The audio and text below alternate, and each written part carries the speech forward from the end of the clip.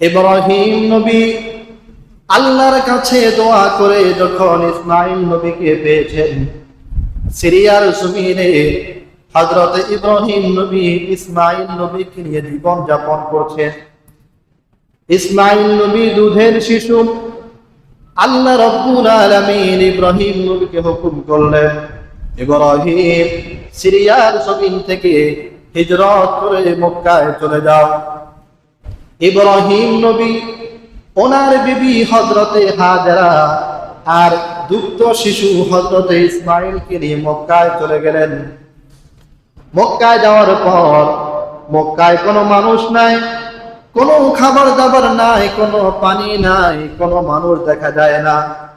হযরতে হাজেরা ইব্রাহিম নবীকে ডাক দিয়া বললেন, ইব্রাহিম, এমন জায়গায় আপনি আমাদেরকে রেখে যাচ্ছেন, তাকালে কোনো মানুষ দেখা যায় না, এই মক্কার জমিনে কোনো খাবার নাই, এক ফোঁটা পানি নাই, কি খেয়ে আমরা বেঁচে থাকবো? কেন আপনি আমাদেরকে মক্কায় রেখে চলে যাচ্ছেন? ইব্রাহিম নবী কোনো কথা বলে না। হযরত হাজেরা আবার দ্বিতীয়বার জিজ্ঞেস করলেন, ইব্রাহিম নবী কোনো কথা বলে না। হাজেরা আবার তৃতীয়বার জিজ্ঞেস করলেন, ইব্রাহিম নবী আকাশের দিকে দুইটা হাত উঠালেন। হাজেরা বুঝতে পারলেন। হাজেরা ডাক দিয়ে বললেন, ইব্রাহিম, বুঝতে পারলাম মক্কায় আপনি আল্লাহ পাকের ইচ্ছায়, আল্লাহ পাকের হুকুমেই আমাদেরকে রেখে যাচ্ছেন, অতএব আমার কোনো ভয় নাই, আপনি চলে যান। ইব্রাহিম নবী চলে আসলেন মক্কা ছেড়ে। দুগ্ধ শিশু হযরত ইসমাইলকে নিয়ে হাজেরা মক্কার জমিনে ঘুরে একটু খাবারের জন্য, এক ফোঁটা পানির জন্য, কোনো পানি নাই।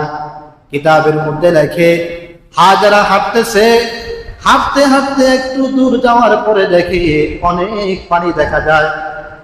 হাজেরা একটা দৌড় মেরেছে।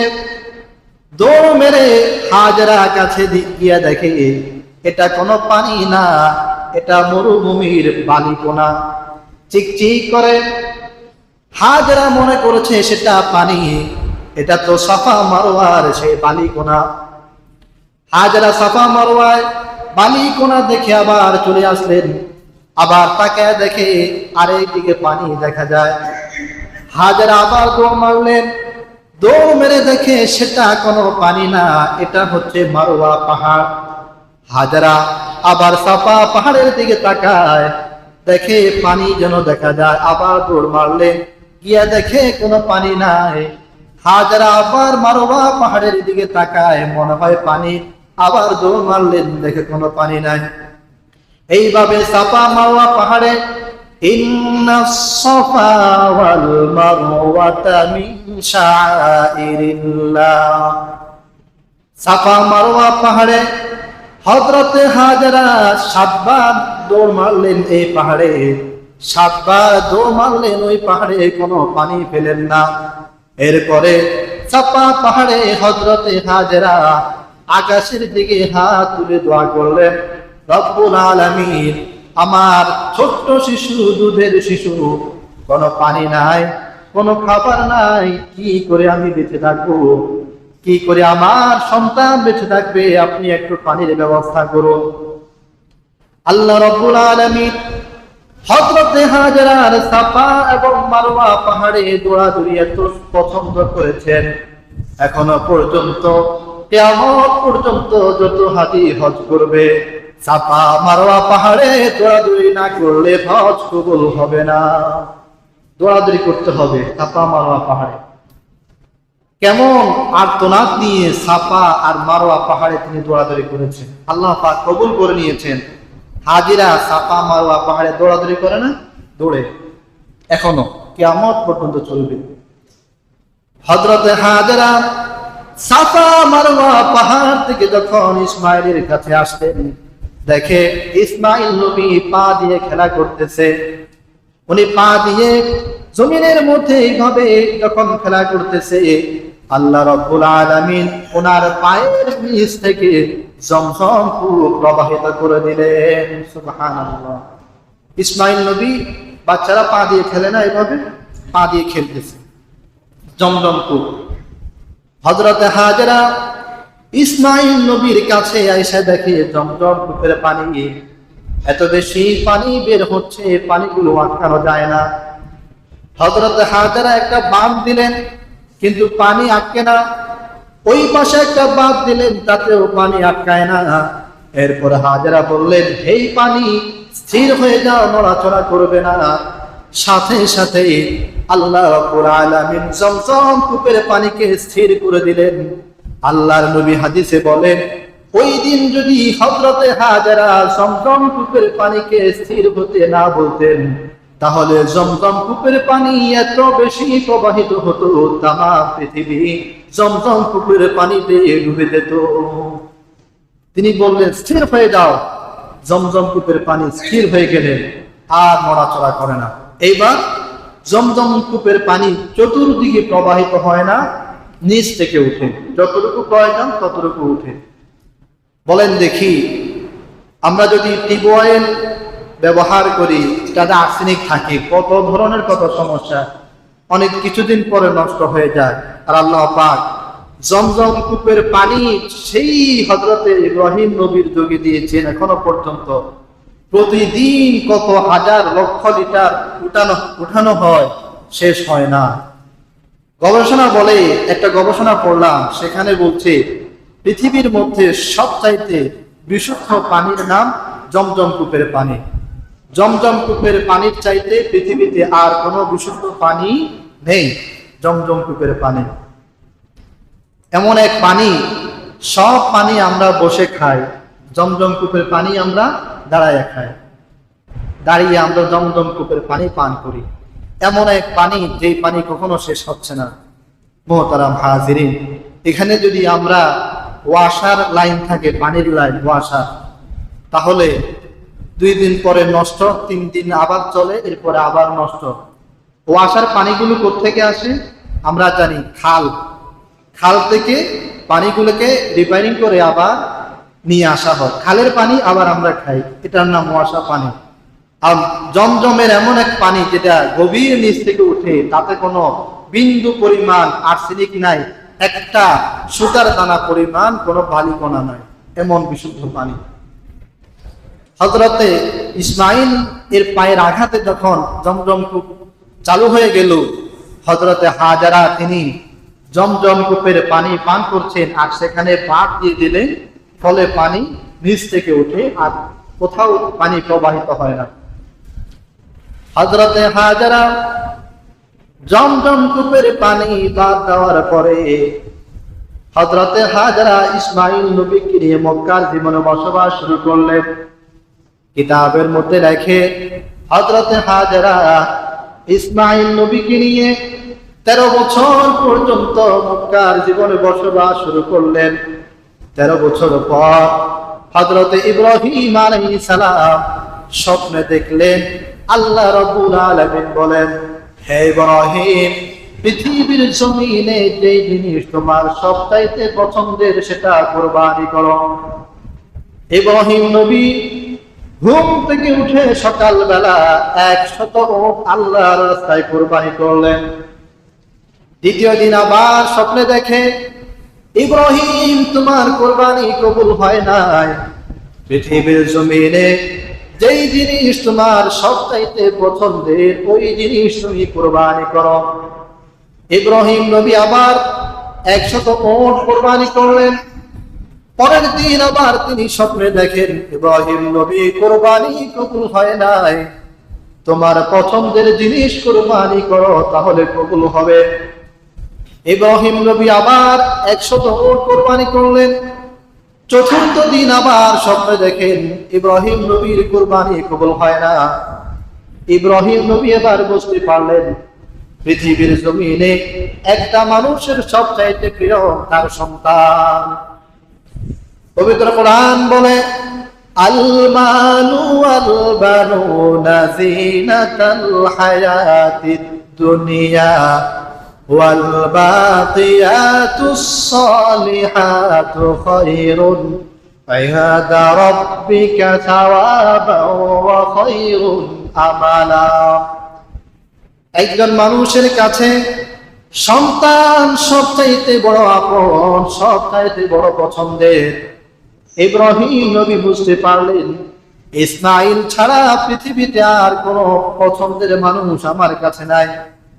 হযরত ইব্রাহিম নবী বিবি হাজেরার কাছে গেলেন, ডাক দিয়া বললেন, হাজেরা, ইসমাইল নবীকে সুন্দর করে সাজিয়ে দাও, এক জায়গায় আমি ঘুরতে যাব। হাজেরা তো মা, যদি বলে আমি তাকে কোরবানি করার জন্য যাব, সম্ভব? এটা কোনো মা কি বরদাস্ত করতে পারবে? পারবে না। এই জন্য ইব্রাহিম নবী বললেন, ইসমাইল নবীকে সুন্দর করে সাজিয়ে দাও, আমি তাকে নিয়ে যাব, ঘুরতে চলে যাব। হযরতে হাজেরা ইসমাইল নবীকে সুন্দর করে সাজিয়ে দিলেন। হযরত ইব্রাহিম নবী ইসমাইল নবীকে হাতে ধরে চলছেন, রওনা করেছেন সেই মিনা প্রান্তরের দিকে। শয়তান হযরতে হাজেরাকে ডাক দিয়া বললেন, হে হাজেরা, কেমন মা তুমি পৃথিবীর জমিনে, তোমার মতো নিষ্ঠুর কোনো মা হতে পারে না। তুমি কি জানো না তোমার স্বামী ইব্রাহিম ইসমাইলকে কোথায় নিয়ে যায়? হাজেরা বলে, ইব্রাহিম নবী ইসমাইলকে ঘুরতে নিয়ে যায়। শয়তান বলে, না, ইসমাইলকে ঘুরতে নিয়ে যায় না, ইব্রাহিম নবী ইসমাইল নবীকে জবাই করার জন্য নিয়ে যায়। হাজেরা বলে, লা ইউমকিনু ওয়ালা ইউমকিনু আবান, এটা কখনো সম্ভব না। পৃথিবীর কোনো বাবা তার সন্তানকে কুরবানি করতে পারে না। ইব্রাহিম নবী তার সন্তান ইসমাইলকে কখনো জবাই করতে পারে না। শয়তান বলল, হাজেরা, তুমি জানো না ইব্রাহিম নবীকে আল্লাহ পাক আদেশ করেছেন, এই জন্য ইব্রাহিম নবী ইসমাইলকে জবাই করবে। হাজেরা ডাক দিয়া বললেন, ওয়াল্লাহ কদ আবারা, এই আদেশ যদি আল্লাহ রাব্বুল আলামিন করে, তো আমি হাজেরা আল্লাহ রাব্বুল আলামিনের এই আদেশকে সম্মানের সাথে গ্রহণ করলাম। সুবহানাল্লাহ। শয়তান কোনো সুযোগ পেল না। এরপর শয়তান আসলো ইসমাইল নবীর কাছে, হে ইসমাইল, তোমার বয়স 13 বছর, তোমার বাবা তোমাকে কোথায় নিয়ে যায় তুমি কি জানো? ইসমাইল নবী বলে, আমাকে ঘুরতে নিয়ে যায়। বলে, না, তোমাকে ঘুরতে নিয়ে যায় না, একটু পরে মিনা ময়দানে তোমাকে কুরবানি করবে। ইসমাইল নবী বললেন, এটা কখনো সম্ভব না, আমার বাবা আমাকে এমন কাজ করতে পারে না। শয়তান বলে, তোমার বাবা কি আল্লাহ পাক আদেশ করেছেন, হুকুম করেছেন, এই জন্য তোমার বাবা একটু পরে তোমাকে কুরবানি করবে। হে ইসমাইল, তাড়াতাড়ি তুমি দৌড়ে চলে যাও। ইসমাইল নবী বললেন, তুমি শয়তান, আমার বাবা ইব্রাহিমকে যদি আল্লাহ পাক আদেশ করে, তো আমি ইসমাইল আল্লাহ রাব্বুল আলামিনের আদেশকে গ্রহণ করে নিলাম। সুবহানাল্লাহ। শয়তান সুযোগ পেল না। এরপরে শয়তান আসলো ইব্রাহিম নবীর কাছে। ইব্রাহিম নবীকে ডাক দিয়া বলে, ইব্রাহিম খলিলুল্লাহ, তোমার আল্লাহ কেমন আল্লাহ, একমাত্র একটা সন্তান 86 বছর বয়সে তোমার শেষ বয়সে পেয়েছ, এই সন্তানকে আল্লাহ পাক কুরবানি করতে বলে, ইব্রাহিম তুমি এটা কিভাবে মেনে নাও? ইব্রাহিম নবী সাথে সাথে শয়তানকে 7টা কঙ্কর নিক্ষেপ করলেন। আরেকটু দূর যাওয়ার পর শয়তান আবার বলল, ইব্রাহিম নবী 7টা কঙ্কর নিক্ষেপ করলেন। আরেকটু দূর যাওয়ার পর শয়তান আবার বলল, ইব্রাহিম নবী 7টা কঙ্কর নিক্ষেপ করলেন। আল্লাহ রাব্বুল আলামিন ইব্রাহিম নবী এই কঙ্কর নিক্ষেপ দিয়ে খুব সুন্দর করে কবুল করে নিয়েছেন। এখনো পর্যন্ত কিয়ামত পর্যন্ত যত হাজি হজ করবে, সেই ময়দানে যদি শয়তানকে পাথর নিক্ষেপ না করে, হজ তার কবুল হবে না। পাথর নিক্ষেপ করা লাগে 7টা। ইব্রাহিম নবী চলে গেলেন মিনা ময়দানে। ইসমাইল নবীর বয়স কত? 13 বছর। মিনা ময়দানে চলে গেলেন। ইব্রাহিম নবী যখন তাকে নিয়ে গেলেন, সাথে সাথেই হযরত ইব্রাহিম নবী ইসমাইল নবীর কি মনোভাব, একদম ছোট মানুষ না, 13 বছর, তার কি মনোভাব সেটা জানতে চাইলেন। পবিত্র কোরআন বলে, فلما بلغ معه السعي قال يا بني إني أرى في المنام أني أذبحك فانظر ماذا ترى ইব্রাহিম নবী ইসমাঈল নবীকে জিজ্ঞেস করলো, ইসমাঈল, স্বপ্নের মধ্যে দেখলাম তোমাকে আমি জবাই করতেছি, কুরবানি করতেছি। ফানজুর মাযা তারা, তোমার কি মনোভাব, তোমার মতামত কি? ইসমাঈল নবী জবাব দিলেন, قال يا أبت فعل ما تؤمر ستجدني إن شاء الله من الصابرين।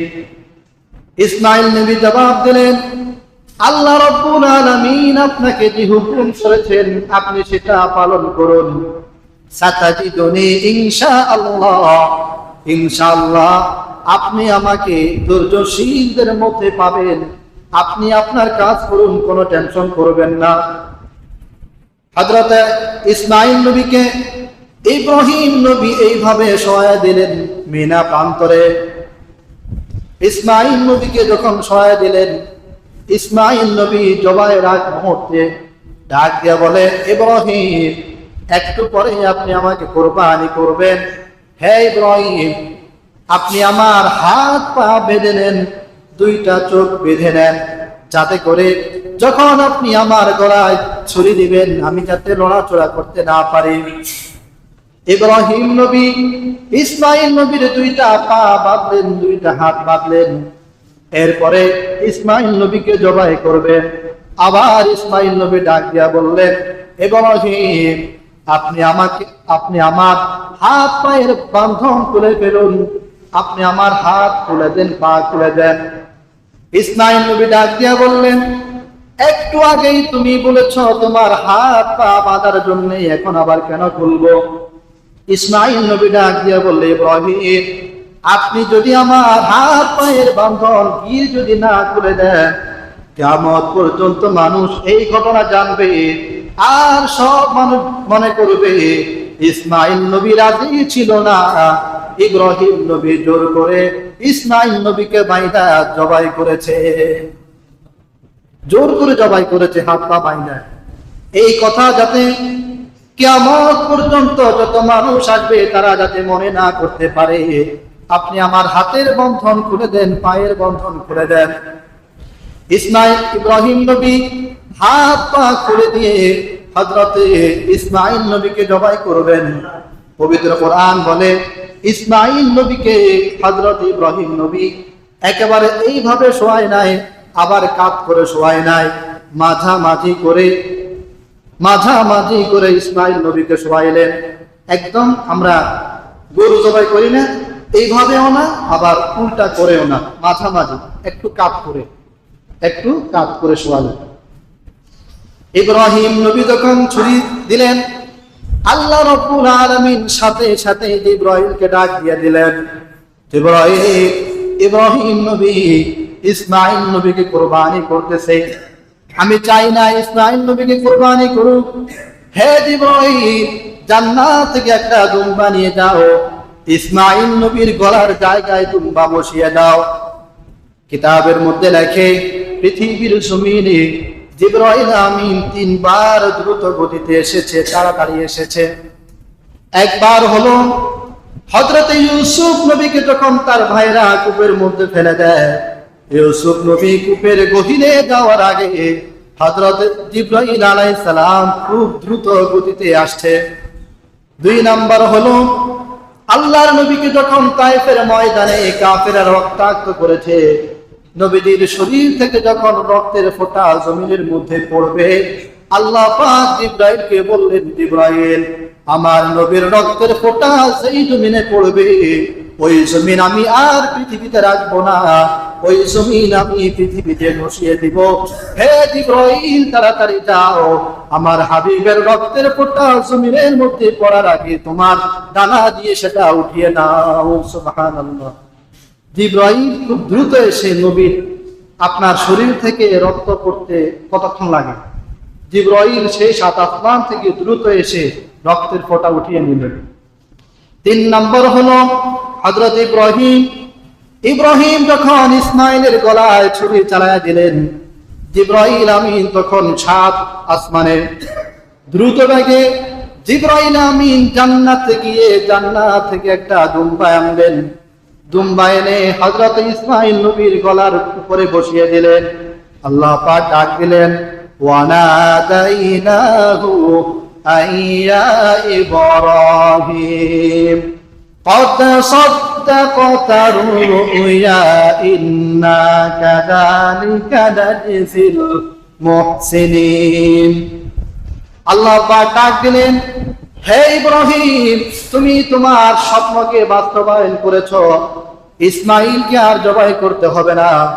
হযরত ইব্রাহিম যখন ইসমাইলের গলায় ছুরি চালানো শুরু করলেন, সাথে সাথেই হযরত জিবরাইল জান্নাত থেকে দুম্বা নিয়ে আকাশের মধ্যে প্রথম আকাশে জিবরাইল আমিন তাকবীর দেওয়া শুরু করলেন, আল্লাহু আকবার, আল্লাহু আকবার। জিবরাইলের তাকবীরের ধ্বনিতে সপ্ত আসমানে যত ফেরেশতা ছিল সব ফেরেশতা বলা শুরু করলো, আল্লাহু আকবার, আল্লাহু আকবার। ইব্রাহিম নবী আকাশের দিকে তাকিয়ে দেখে ফেরেশতারা আল্লাহু আকবার, আল্লাহু আকবার বলে। ইব্রাহিম নবী বললেন, লা ইলাহা ইল্লাল্লাহ, আল্লাহু আকবার। ইব্রাহিম নবীর লা ইলাহা ইল্লাল্লাহ, আল্লাহু আকবারের আওয়াজ শুনে হযরত ইসমাইল বললেন, আল্লাহু আকবার ওয়া লিল্লাহিল হামদ, সুবহানাল্লাহ। এটাকে বলা হয় তাকবীরে তাশরীফ। ফেরেশতারা দিলেন প্রথমে, পরে দিলেন ইব্রাহিম নবী, এরপরে দিলেন ইসমাইল নবী। হযরত ইব্রাহিম নবী দেখে চুরি চালানোর পরে দেখে ইসমাইল নবী জবাই হয় নাই, জবাই হয়েছে একটা দুম্বা। পবিত্র কোরআন বলে ওয়াফাদাইনাহু বিযিবহিন আযীম, একটা দুম্বা জবাই হয়েছে। ওই দিন যদি ইসমাইল নবী জবাই হইতো তাহলে আমাদের কি অবস্থা হতো? আমাদেরকে ওইভাবে কুরবানি করতে হতো। এখন যেমন গরু ছাগল মাঠে উঠে আমাদেরকে ওইভাবে উঠানো হতো। আল্লাহ পাক আমাদের উপর কত বড় দয়া আর ইহসান করেছেন, আমরা গরু ছাগল জবাই করি। মুহতারাম হাজিরিন, এই হলো কুরবানির সংক্ষিপ্ত ইতিহাস, ছোট্ট করে বললাম।